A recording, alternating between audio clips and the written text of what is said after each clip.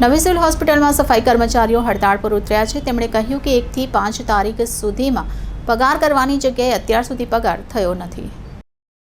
સુરત નવી સિવિલ હોસ્પિટલમાં ચોથા વર્ગના સફાઈ કર્મચારીઓ હડતાળ પર ઉતરી ગયા છે। કર્મચારીઓએ સૂત્રોચ્ચાર સાથે સફાઈ વિરોધ નોંધાવ્યો હતો। જો કે આ બાબતે સુપ્રિન્ટેન્ડન્ટે જણાવ્યું હતું કે સફાઈ કર્મચારીઓને ગેરમાર્ગે દોરવામાં આવ્યા છે। સફાઈ કર્મચારીઓની હડતાળ ગેરવ્યાજબી છે, તેમની સાથે ચર્ચા કરી સમજાવવામાં આવશે।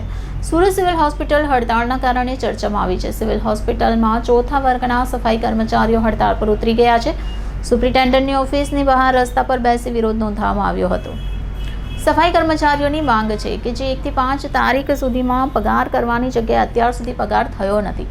જ્યાં સુધી પગાર વધારો કરવામાં નહીં આવે ત્યાં સુધી હડતાળ ચાલુ રાખવામાં આવશે। શાના માટે આજે હડતાલ? આ પગાર માટે અમારો પગાર ટાઈમ પર થતો નહીં અને અમને કોઈ સુવિધા મળતી નહીં। 1 થી 5 માં પગાર થવાની ભૂલ હતી તો 10 ને 15 દાડા થઈ જાય પગાર માટે। પગારની બી હડતાલ હતી અને પાછા અમારે અમને કંઈ મળતું જ નહીં, એના માટે હડતાલ પડેલી અમારે। અને અમને યુનિફોર્મ માટે બોલે છે, વગર યુનિફોર્મના આવે છે એના માટે બી બોલે છે। પછી અમારા યુનિફોર્મ જૂતાના પૈસા મળે છે એની બી હડતાલ છે અમારી। બધી જ માંગણી છે અમારી।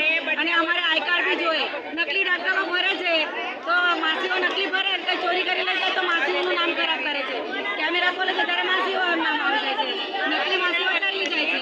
એના માટે બી આઈ કાર્ડ માટે બી અમને રૂપિયા જોઈએ અને અમને જે સરકાર તરફથી બધું આપતા હશે એ અમને બધી રૂપિયા જોઈએ। ઓકે।